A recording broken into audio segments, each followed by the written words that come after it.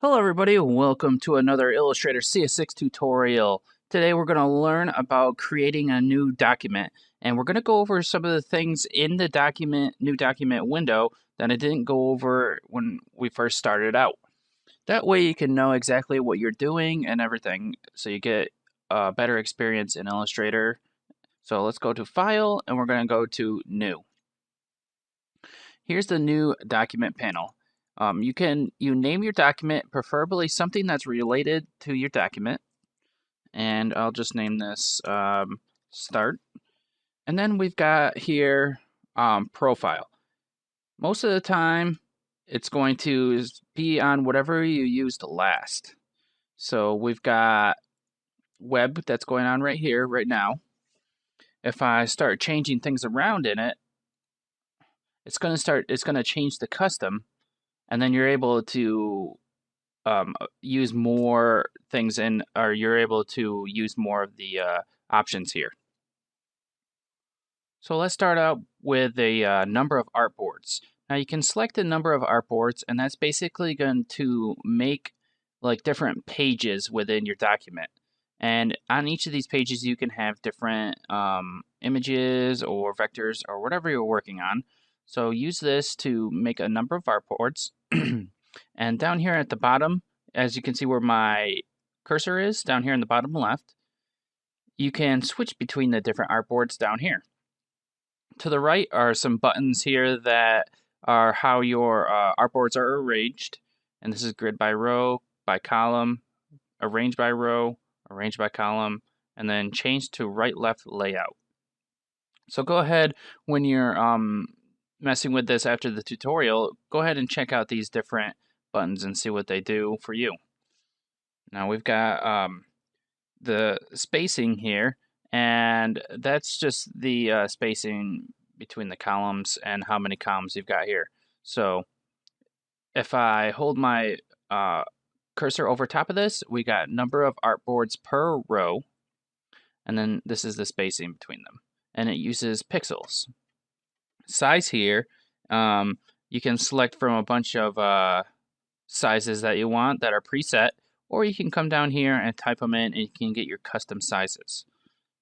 So this size right here is like the size of some monitors, 1024 by 768. You can come over here and select the unit of measurement that you want to use. Most of the time you're going to want to use pixels, but if you're working on like a print document, you might want to use millimeters or inches or whatever the client decides that you need to use. So if he tells you that you need to make a billboard that is, or I mean a brochure that is, I don't know, I'm just going to say 20 inches long, then you're going to want to go ahead and use inches as your unit of measurement. That way you can figure out what you're doing. Now we've got orientation here, and this is portrait, and over here to the right is landscape. So one's going to be up and down, like the longest is going to be up and down, and the other one's going to be left to right. So that's you can see as it switches the width and the height there. Most of the time, you're going to want to be on the long one where the width is longer than the height, because that's how most computer screens are. They're longer in width than they are in height. The next thing we got here is the bleed. And what that is pretty much bleed allows you to run the artwork to the end of a page. And this is more for when you're doing work with print. Sometimes the printer doesn't print towards the end of the page, so you'll need to set these bleeds to what the printer specifies. I'll go down here to click on this little triangle button here to open up the advanced options. Color mode, we've got color modes are used depending on what you're using your document for. If you're trying to make something for printing on the internet or for use on the internet or in like a video, you're going to want to use RGB. So RGB stands for red, green, and blue. And that's one of the most common color modes, probably is the most common, and it's best for online and multimedia. So the next one that we can look at that's popular is CMYK.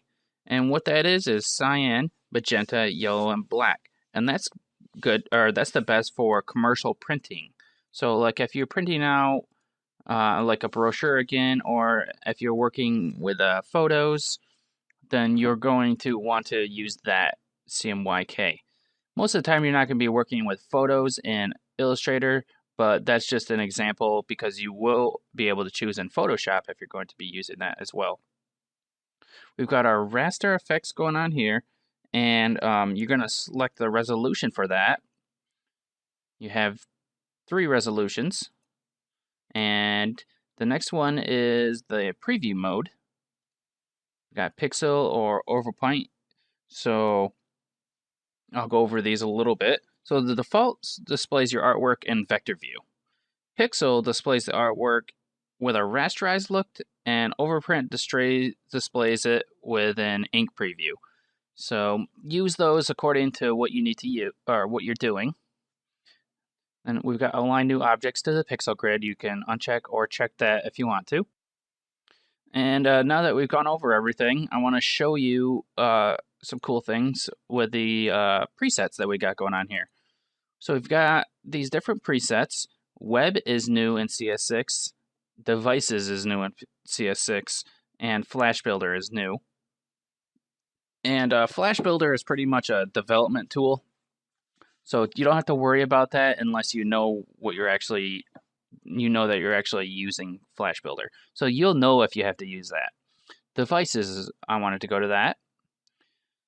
So we've got the size here is what I want to come to. You can see that it has Galaxy S, the Kindle Fire, iPhone, iPad. So now you don't have to guess the size of these anymore. You can see that this the resolution's already there, which is the width and the height. It's already there for you, which is really cool. Zoom. There's the Kindle Fire, or the Nook, which I think was something that Barnes & Noble came out with a long time ago. So that's just something I wanted to show you out. So we've got other things here. We got print, and that's for letter or legal paper. Web, you have a bunch of different preset sizes for things on the web for monitors.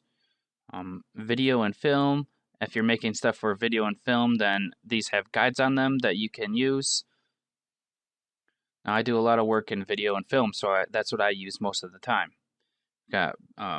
And then we've got our other two here, basic RGB, which you won't really use that much. So got letter, legal, and then tabloids and all that stuff in print. So I just wanted to show you those, and that's about it for this tutorial. And I hope you guys learned a lot about creating new documents, and now you understand this actual window here. When you're done and everything's all ready, you just hit OK, and then it brings up your new document that you wanted. So thanks a lot for watching this tutorial, everybody, and I hope you guys have a nice day and learned a lot.